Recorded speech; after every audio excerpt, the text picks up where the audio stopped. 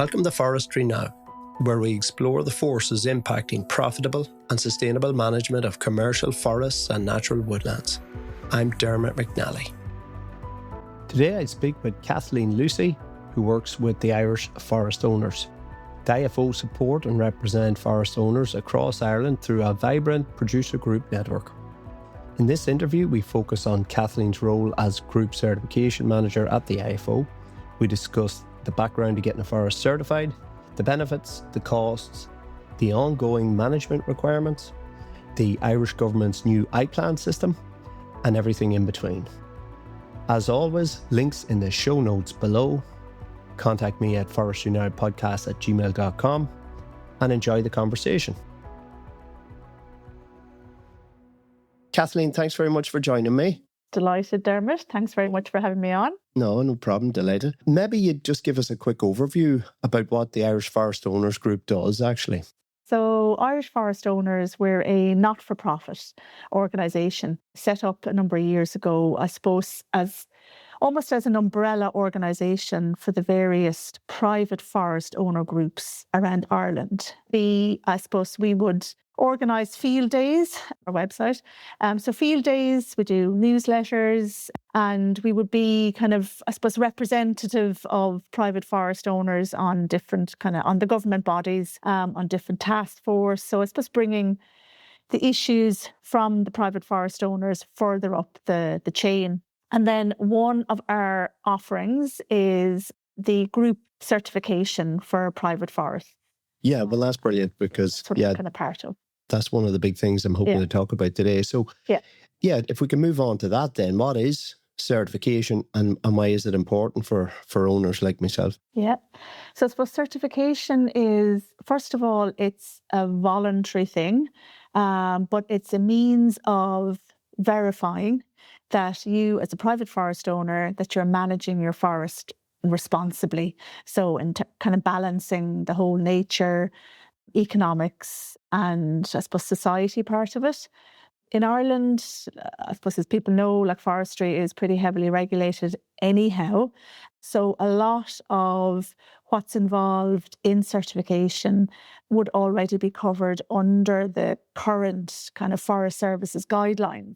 So for example, if you're applying for a planting licence, a felling licence, a road licence, any of those activities within your forest, they have to go through the licensing system in Ireland. And a lot of the criteria that are required within that system would follow through to certification. I guess the difference with certification, though, it's an independent verification. So it's not connected to any government body. It's independent. It's international. We have dual certification in our group, so the IFO group certification scheme. So we are certified under FSC and PEFC. So people might know those logos from any timber-based products, paper, cardboard. I suppose the most prevalent one I always give is if anyone's in any of the supermarkets, you pick up a pack of toilet paper, you'll see the FSC or the PEFC brand on the back. So that's where it ends up, I guess.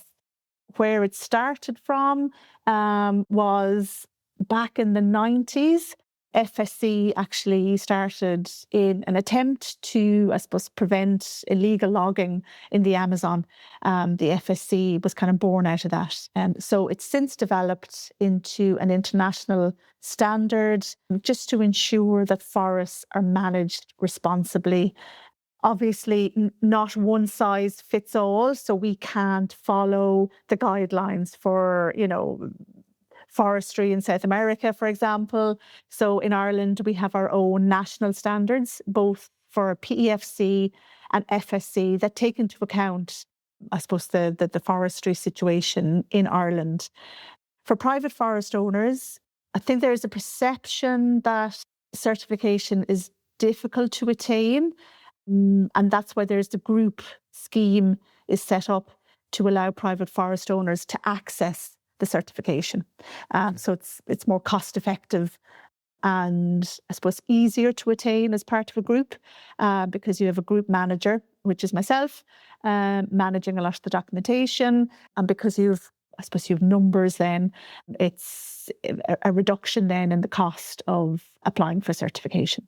And once I have my certification, and we'll talk through the whole process, how the individual application falls into the group system. But what will it give me? Why do I need it? I mean, I think I'm managing my forest well. I just want to sell my timber. I'm adhering to all national standards. What will certified forests, what advantage does it confer on the owner to have that certification?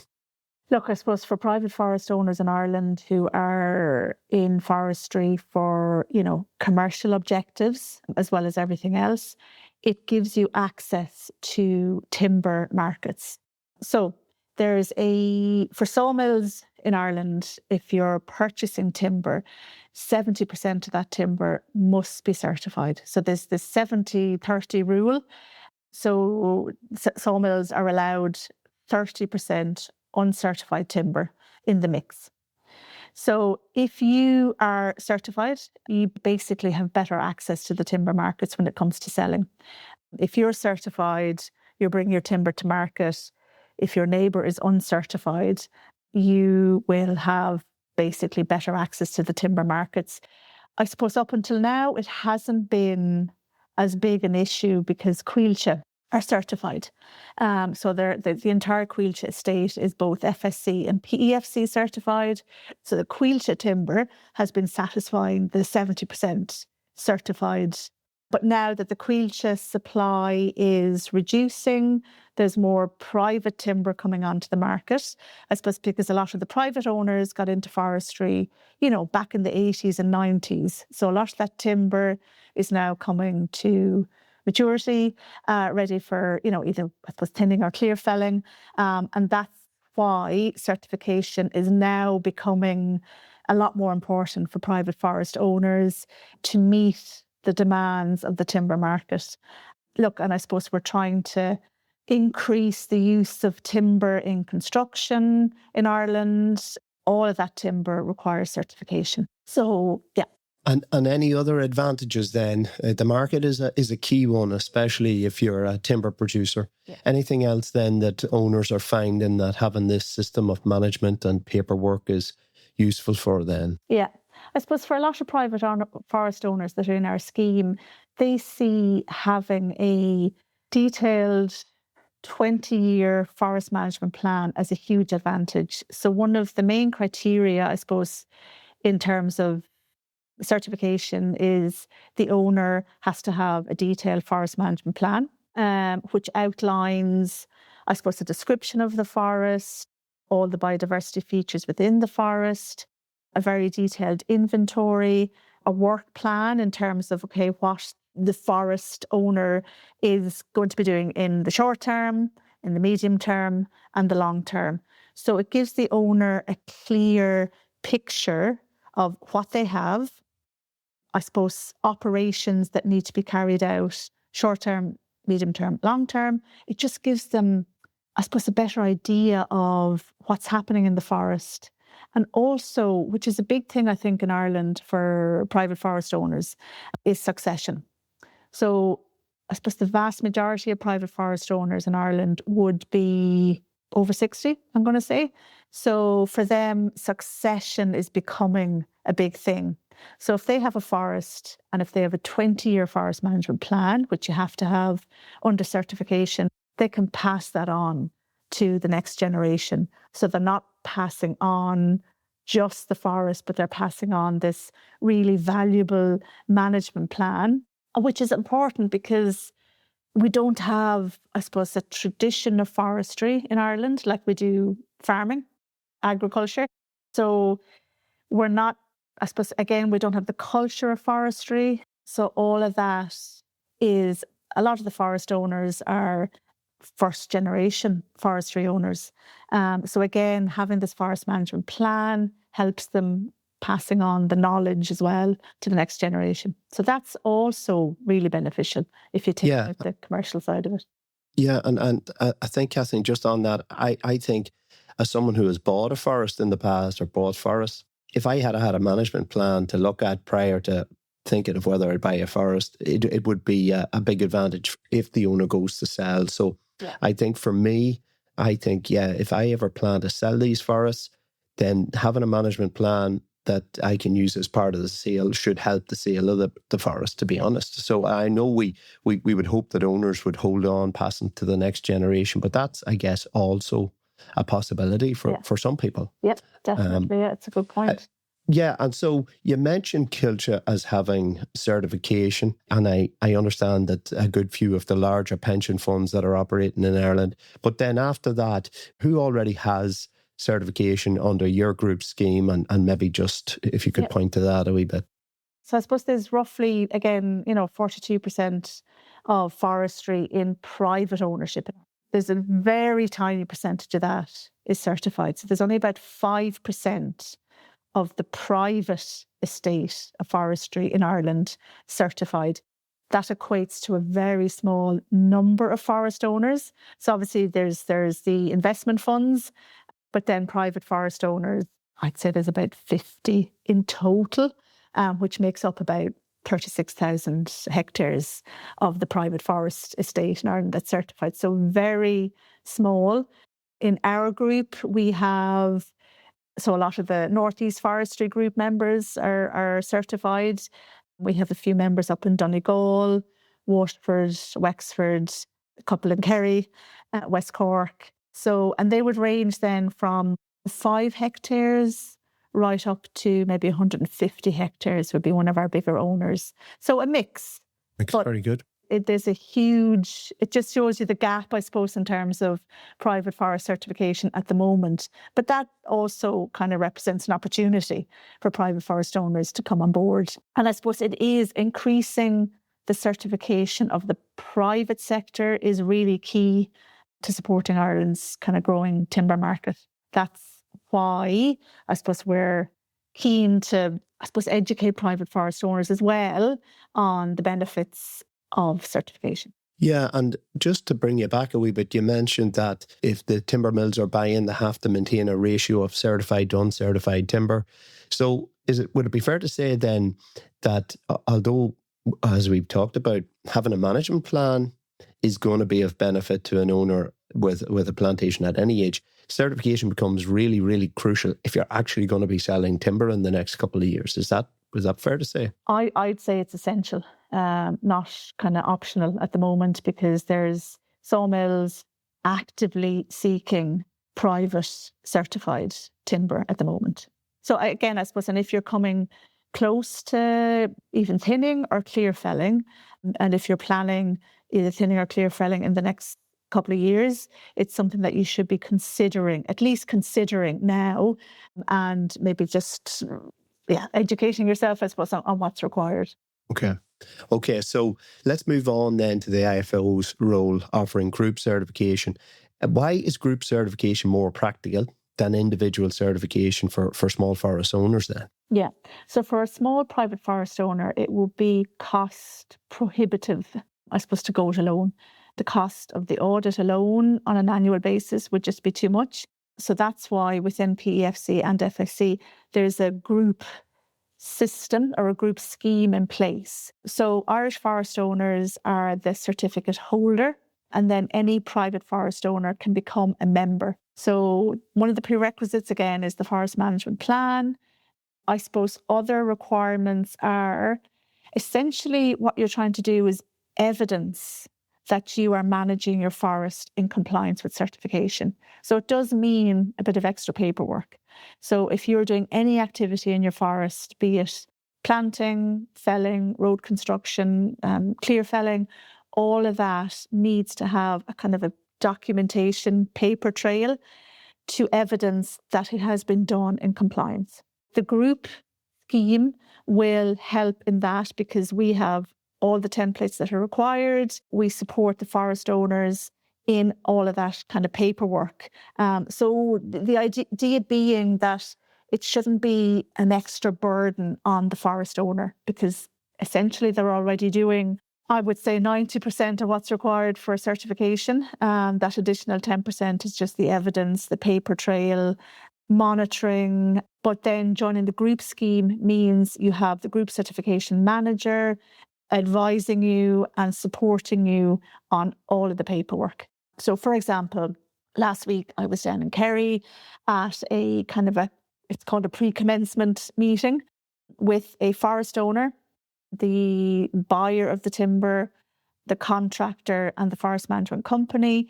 We all met on site prior to harvest commencement. We went through all the paperwork, all of the requirements, and so the forest owner, operator, the management company, everybody knew what was required then in terms of certification. So that's part of what we do as well, is we make sure that all the activities are kind of done in compliance with certification. We're also responsible, I suppose, for organising and managing, I suppose, the audits. So we're audited on an annual basis. Soil Association are the certification body representing PEFC and FSC. So they would audit us on an annual basis. They would come on site. Not every site is audited every year. So that's another advantage of the group cert. They will just take a sample of our entire site. So for example, this year we had our audit in January. 3 of our sites were audited. And that's all organised then by IFO and by the group manager. So again, as little, I suppose, onus on the forest owner, but then forest owner has to make sure that they are operating in compliance as well. So you're paying into the audit scheme, but if your forest is picked out for a random audit, there's no extra cost there. You have to be prepared. You have to facilitate them. Yes. There's no additional cost in that sense, is there? No, there isn't. So our scheme is, there's a membership fee, which is very reasonable. So it starts at €400 for membership of the IFO group scheme. And there's a kind of a sliding scale after that, depending on the size of your forest. That's for a 5-year membership. So it is, the idea being that it should be affordable for every private forest owner if they want to be certified. Is that an annual fee, nope, Kathleen? Or is that 5 years? Yeah. And let me give you a scenario here in the Northwest where a family may have planted the farm, but the farm could be 4 separate blocks. And let's imagine, and it wouldn't be unusual, that we have 15 hectares total across 4 blocks. Are they 4 separate membership fees, or is that one €400, we'll say, to cover that family's forest? So it will depend on the forest management plan. But on that scenario, I would say it's one membership fee. If the different plots are within maybe the same county, if they can be incorporated into one forest management plan, and then you maybe have separate compartments within that forest management plan, and that's all integrated into your inventory and your work plan, then that will be taken as one membership. You've kind of already dispelled my perception that this could be an expensive business, because at 400 for 4 or 5 years, that's really good value for a family forest. Ridiculously good. Yeah, it's very... Yeah. So the only other cost then is for the forest management plan. Well, that's perfect. Did we move then into the IPlan system that the minister announced before he resigned? Yeah. Let's talk about that then. I know it's been on the cards and you've been pushing and working towards it, but tell me about the IPlan system, what it is and who will use it, and how it feeds in then to certification. So IPlan, it has been a game changer. It was released in November. And what it is, it's a digital platform, which is essentially a template for a forest management plan, which can then be used as your entry into certification. Up until then, we obviously had our own templates for the forest management plan, but this kind of standardizes it, I suppose, across the board. So it has to be completed by a registered forester. So a registered forester can log on behalf of a forest owner and complete a forest management plan online, which then would feed into our group certification scheme. Most importantly, and this was a genuine barrier, I suppose, for a lot of private forest owners in the last couple of years, was the cost of producing that forest management plan. Up until now, that cost was borne by the forest owner. So the department have, I suppose, released funding or financial assistance for this to the tune of €1,200 per IPlan or per forest management plan. And that can be like any other, I suppose, application under the forestry licensing. It can be mandated to your forester. It won't cover the complete cost in all cases, but it goes a long way towards, for the most part, I guess, most forest owners in Ireland, because I suppose the average size of the private forest owner estate is 8 hectares in Ireland. So depending on the size and complexity, it will go a long way towards covering the cost of your forester and producing that. So that's been a game changer. Let's talk then about the steps a forest owner will have to take to get certification. I think we've covered some of it, but let's just lay it out again. Yeah. So if you're thinking of certification, I suppose you would first of all need to evidence ownership of that forest. So from a forest owner point of view, we'd need to view folios, maps, that kind of thing. Have a look at your entire forestry estate in terms of the size, the number of plots, the location. And then you would work with your forester to produce the forest management plan. So IFO, we don't offer that service. Like, we do have a number of foresters kind of on a panel list that are available to do forest management plans. But it's always better if you can get your own forester to do the forest management plan, because they know your forest.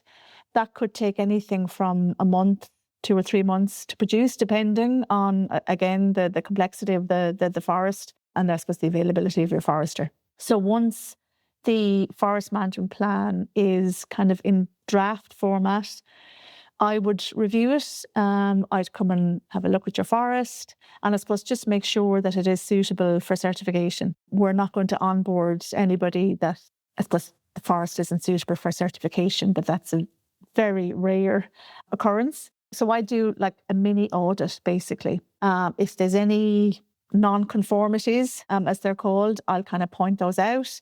If there's anything major, we'll need to get those resolved before joining the group scheme. If there's anything minor that I know can be resolved within 12 months, we can accept you into the group scheme. Just on that, Kathleen, can you give me an example of 1 or 2 things that you've come across where you've said, okay, let's go extreme here. No, this forest isn't going to work for certification, or maybe just the minor things that have cropped up on some of your initial pre-audit, we'll call them inspections. Yeah. I suppose a lot of stuff that might come up would be, one of the major things recently has been high conservation values, which is a principle within FSC. High conservation values would be ecological or kind of biodiversity, archaeology, that's of critical importance to the state or, within. And if your forest contains something that is considered high conservation value, that needs to be mapped, it needs to be screened, and it needs to have, I suppose, a management, or it needs to be included in the management. So that is something that is, I suppose, kind of really important to have completed. If it's not completed, it is a major non-conformity. So that would all have to be screened and mapped before accepting anybody into the scheme.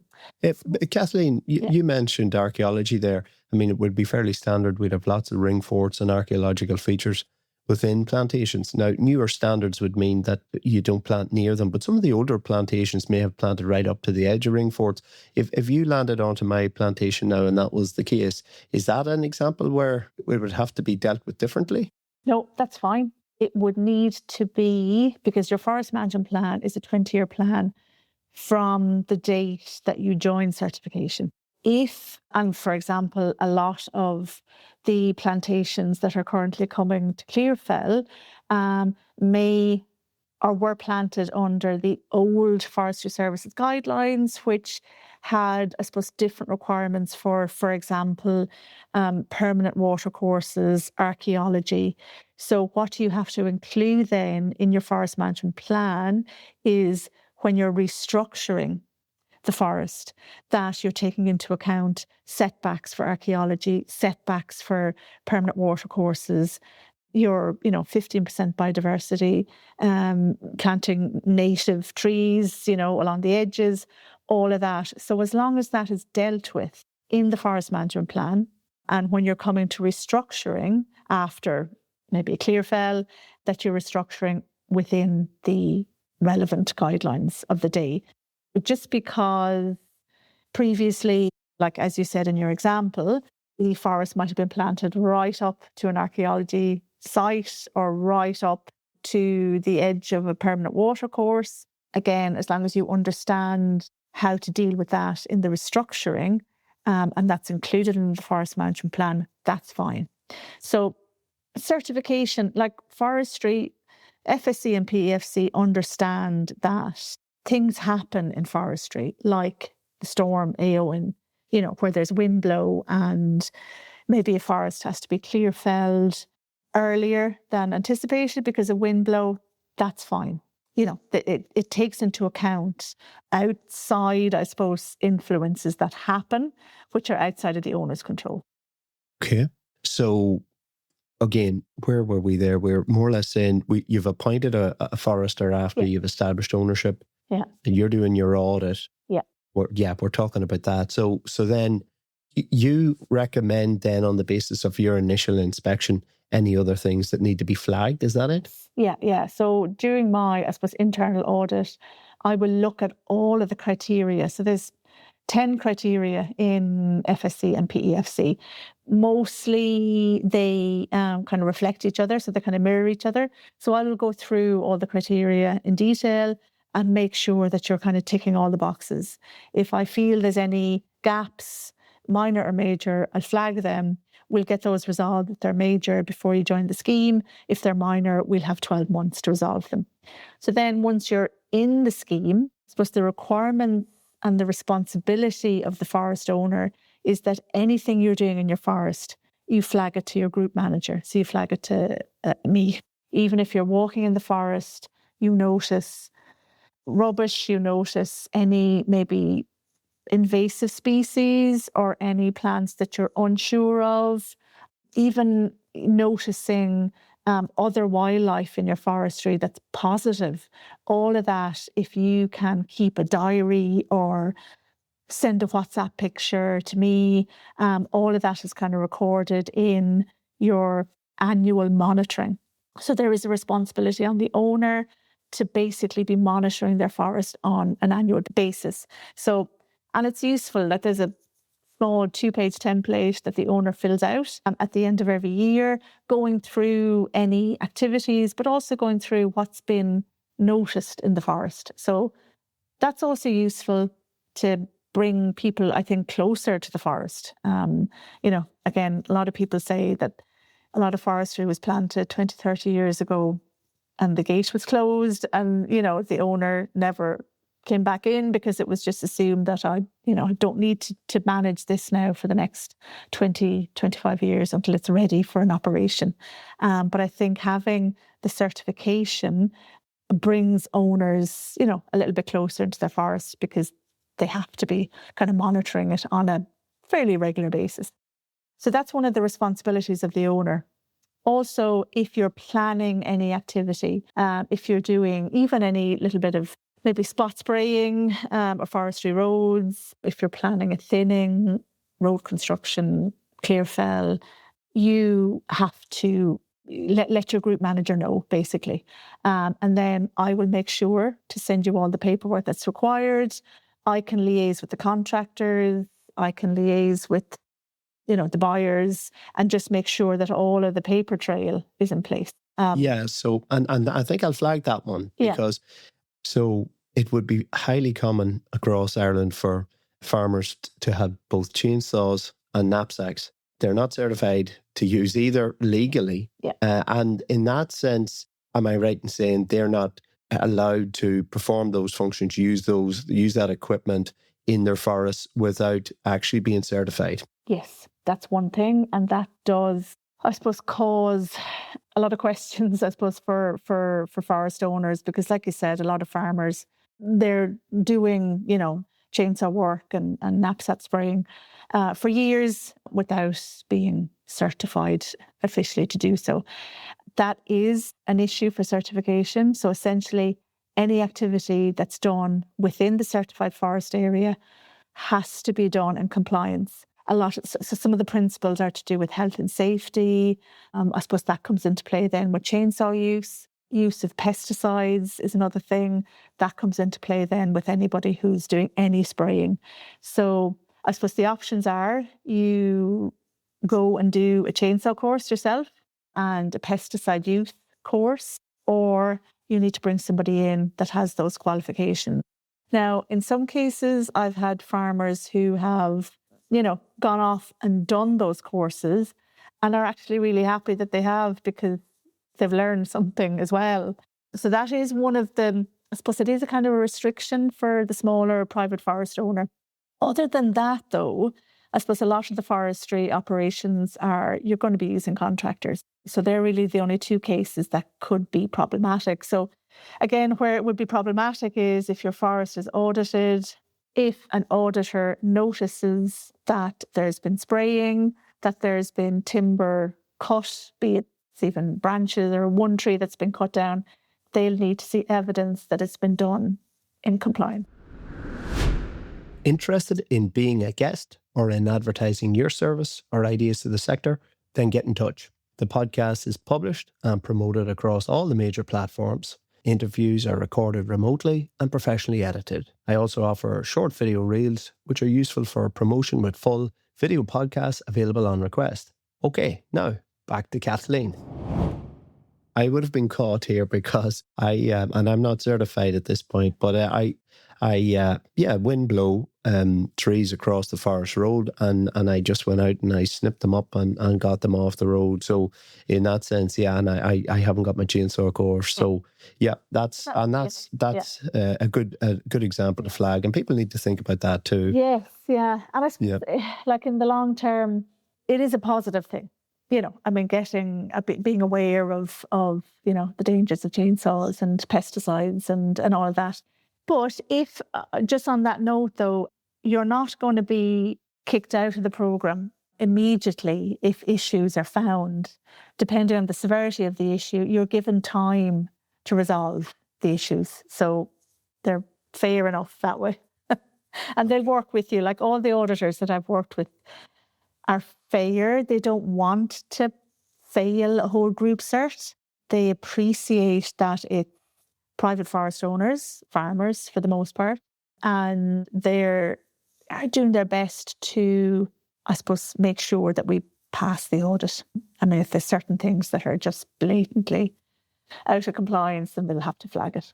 No, that's all good. Okay, so we understand now as potential owners what we have to do on an annual basis, which is basically collect information, gather our observations. And you're dead right. That's very useful, because I know myself that from visiting my forest, it could be a couple of months until I'm back. And if you have a note of a problem or something that needed rectifying, well, at least you have it on paper, and it's almost a reminder that you need to check that the next time, a block drain or something simple. So all that stuff sounds good.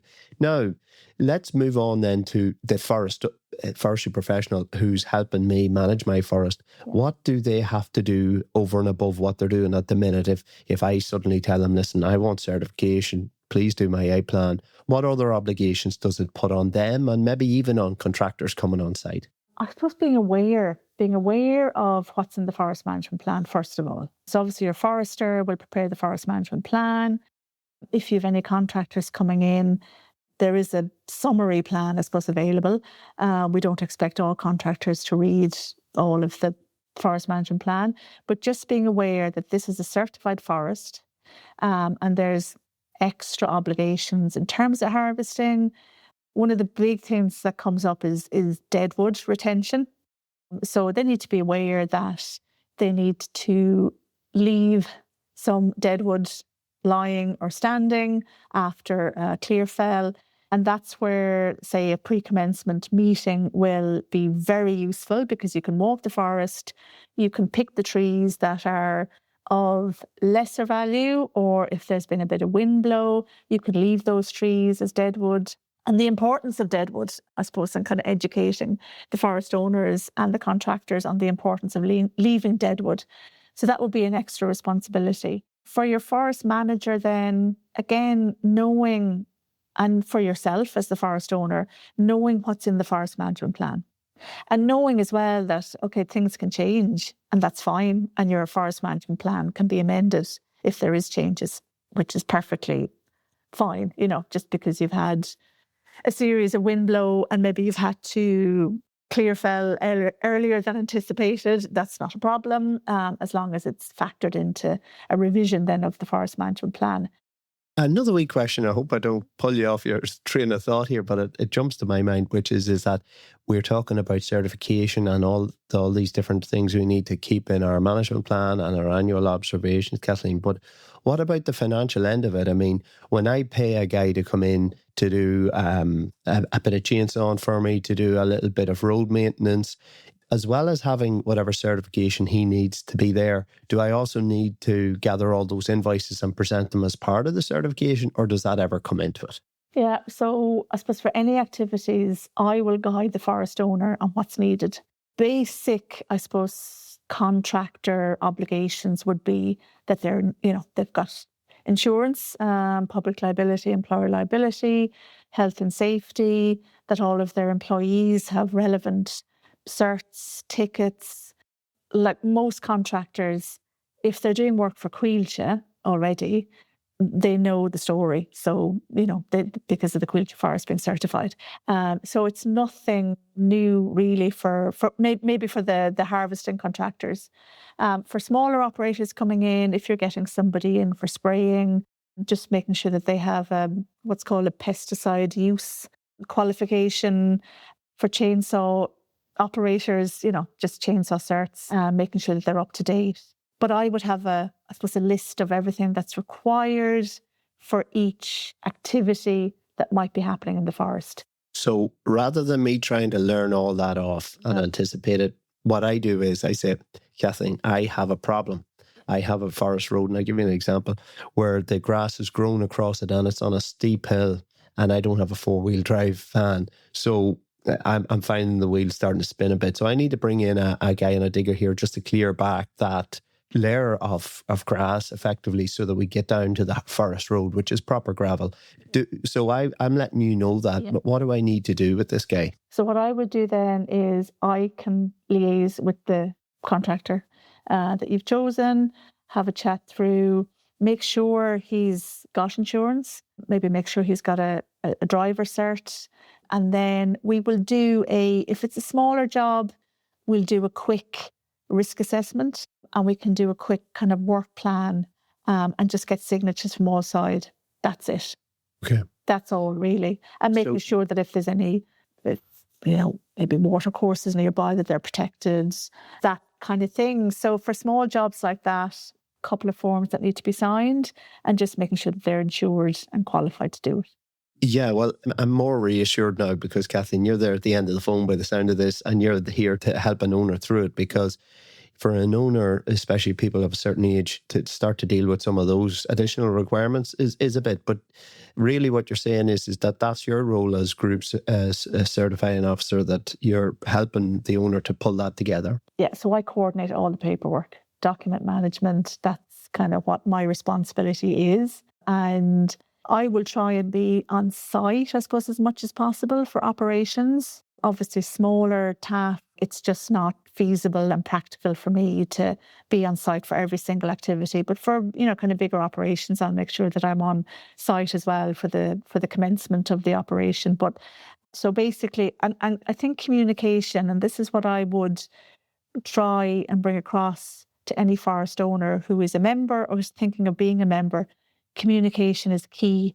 So always think of your group manager or think of certification anytime you go into the forest, and think, is what I'm seeing today or what I'm doing today, do I need to let my group manager know?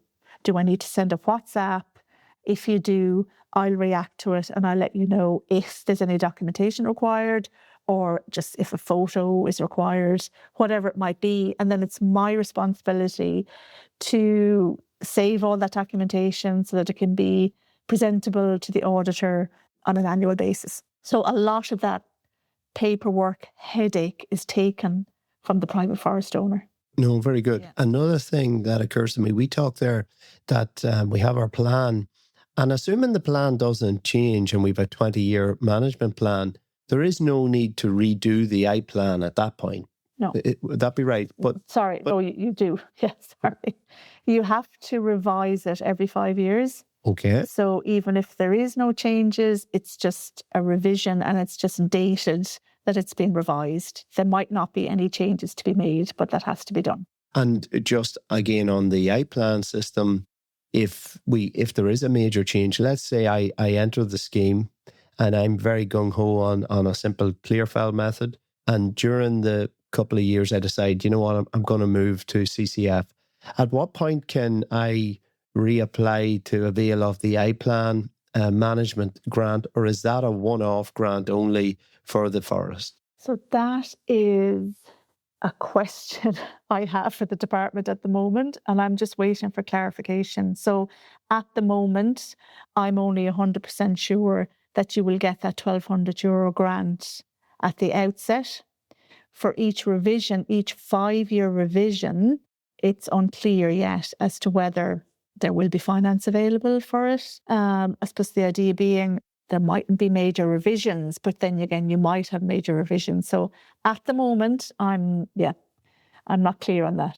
No, and I think in most cases, once you do it once, that will be it. There'll be minor revisions, as you said. You'll have the bones and the whole framework for your forest provided, and after that, it should be straightforward. So we have our plan where we know how to manage it on an ongoing basis. How many years do we need to keep this going? And is it then a continuous process for the lifetime of the forest, effectively? So it is your choice. Being very blunt, I guess, the main benefit is when you are bringing your timber to the market. So if you are currently on a thin clear fell rotation, once you've clear felled, then you start to replant. You could decide at that stage that you want to stay in the certification scheme, even though you might not be selling timber again for, maybe the next 20 years. If you stay in certification, there'll be very little required because there'll be very little activity, I suppose, within the forest for the next, 10 or 20 years. Or you could decide, that you would prefer to exit the certification scheme at that stage and maybe look at it again in 15 years' time. I think that's coming up now a lot more because there's been a lot more clear fells, I suppose, this year due to wind blow, but also just due to the age of the stands. So that is coming up in conversation. And interestingly, most owners are opting to stay in because of the fact that, they feel they have maybe more control because if they've got the forest management plan, they have to be in some way involved every year, even though it mightn't be a lot of involvement if you're just starting with replanting again. But I've had a couple of members, they have replanted after a clear fell, and there's no question of them exiting because it's now become a habit. I suppose it's kind of habit forming as well, though, isn't it? Good habits, you're creating good habits once you're in the system and you see that it's not onerous or it's not cost prohibitive. You don't have to do all the paperwork yourself. It becomes a habit and you're doing your monitoring every year. You're submitting that to me anytime you go into the forest. You're aware of what you need to be looking out for as well. So that's actually kind of quite heartening that people are deciding to stay in the system, even though it's going to be of no commercial benefit for Yeah, in the short run. Yeah. Well, again, it's not a massive cost per acre. I imagine if you work it down, it's very, very little. Tell me this, Kathleen. I am right, though, in saying that the IPlan is distinct from certification. They're two separate things. So let's say I have a 15-year-old forest, which is for clear fell at year 30.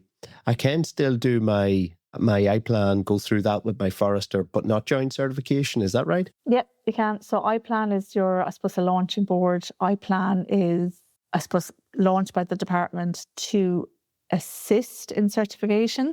I suppose from the financial point of view as well. But you could have a forest management plan done through IPlan, but you might have no intention of ever becoming certified. It might not be beneficial for you in terms of the commercial side. So you don't have to go for certification in order to avail of IPlan. So it's great, like for forest owners.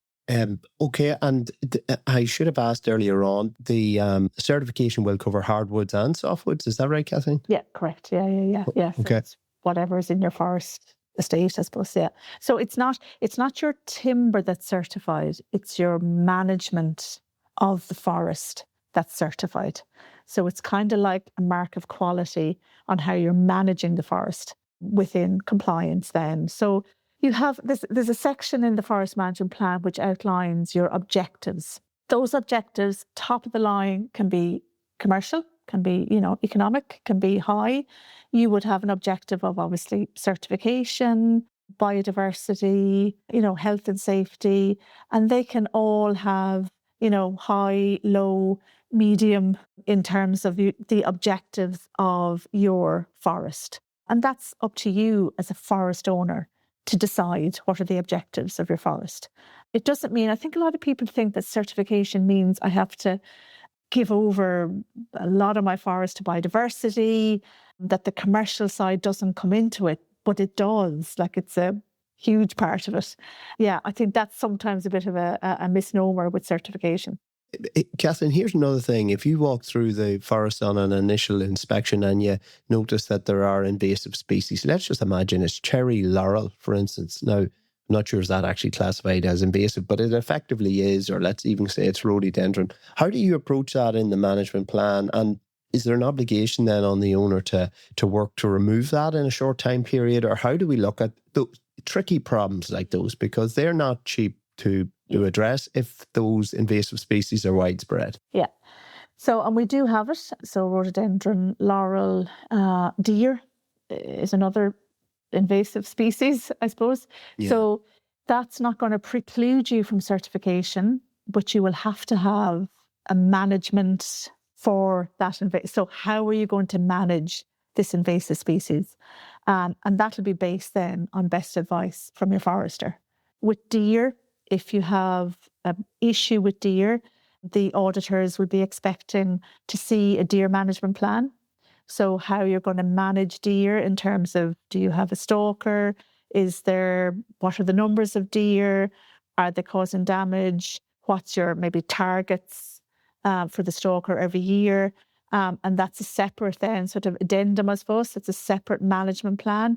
And the same with any other invasive species. Doesn't preclude you. So they're not looking for perfect forests. They're looking for evidence of how you're managing the issues that might be within your forest. Yeah. So again, working with your forester to see how you're going to manage whatever invasive species is in your forest management unit. Is there any other unusual scenarios like that come up, that there's something comes up through joining a certification or those initial inspections that people aren't expecting, and how do you deal with them? Yeah. So a couple of things that come up that are easy to fix would be rubbish in your forest. I suppose auditors, they are looking for certain problems. So rubbish is always an easy one. That's not going to fail you, but it's easy to rectify. So we always know who's going to get a site visit every year. And we always have a couple of weeks to prepare. So it's easy to do a walkthrough of your forest and just have a check for rubbish and, pick it up and clear it. We had an interesting one recently. Forest owner was working in conjunction with their local gun club, and they had a pheasant rearing pen within the certified part of the forest. The auditor, and I didn't have an understanding of what a pheasant rearing pen was, to be perfectly honest with you. So we got a minor non-conformity for that because the auditor was under the impression that the pheasants were being released into the certified forest. And that would cause an issue because then the pheasants would be maybe competing with the native wildlife. But it wasn't the case. It was purely a rearing pen for a couple of months, and then those pheasants were being taken elsewhere. So things like that crop up every now and then that you just don't expect. And we had a previous audit on that same site, and it was a different auditor, but they had not picked up on the pheasant pen as being a potential issue. But it wasn't in the management plan either, Kathleen, I presume. No, it was in the maps. It was in the maps, but there was no description of why the pheasant pen was there. So all we had to do then was get some evidence from the gun club stating the number of pheasants, the length of time they were going to be there, where they were going to be released to. So it was easy to resolve. And again, just kind of open communication. I should think about moving my poaching still then before putting it on a map. Maybe that could be one. Here's another question for you, Kathleen. What about the boundary? Irish people never have bad neighbours. It's never them that's the bad neighbour. It's always the other guy's the bad neighbour. But let's imagine there's a fence issue. I can't agree with my neighbour over fixing that fence. My trees aren't going into his farm. His cattle are coming into me. And the auditor can see that. How do you deal with that scenario? Yeah, so trespassing is if the trespass of the cattle are causing damage, then that is going to be an issue. If they're not, then there's probably not an issue. That would probably come back to stakeholder engagement, and that's a big part of certification. Stakeholder engagement in terms of when you're, something I forgot to mention. So when you are creating your forest management plan, there has to be a whole stakeholder consultation that happens so that any neighbouring stakeholders, or for example, MPWS, EPA, Fisheries Ireland, they're all consulted when the forest management plan is being created.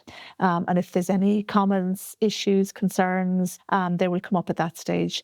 So, yeah. Sorry, Kathleen, can you explain that? Are you saying that the management plan gets sent to those stakeholders for comment? So the summary, not the detailed forest management plan. So just a summary, a one-page summary of the forest management plan would be available on request for any relevant stakeholders, and that would include neighbours.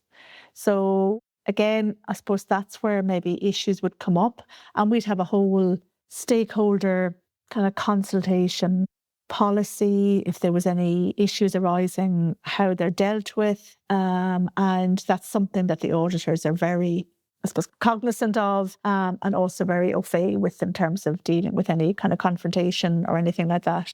And it would be very much a discussion, I suppose, that would be had with the forest owner if there was issues. And then depending on, I suppose, the severity of the issues would depend on how it would be kind of dealt with, or, you know, if it needed to be kind of carried forward. But never had any issues, to be honest with you, in terms of kind of boundaries or trespass. So, yeah. Yeah, and human trespass then, because I suppose you could get someone who just decides to camp out. But again, unless there's a bit of rubbish, there's probably not a major issue, is there? No, there isn't. There's not a whole lot you can do, I suppose. I suppose insurance is another thing they look for, is that you've got insurance on your forest. Kind of covers that bit, I suppose. Public liability. Yeah, that's a prerequisite probably, yeah. Yeah. Okay, Kathleen, before we finish up, is there anything else that you wanted to say about certification that we didn't touch on, or any other examples you wanted to give me? I don't think so. I just think it's from, I suppose, the length of time that I've been at it, certification, a good group scheme. It's all about document management and communication and dispelling the myths around certification being really onerous on the private forest owners. Yeah, independently verified. Yeah, and I think once you explain what's actually involved, then, you know, most private forest owners are willing to jump in and join up. Perfect. Okay, Kathleen, thanks very much for joining me. Brilliant. It's been a pleasure. Thanks again to Kathleen at the Irish Forest Owners, and thanks to you, the listener. Please sign up to my newsletter, link below, and if you can share it with a friend or colleague, I'd really appreciate it. Until next time, take care.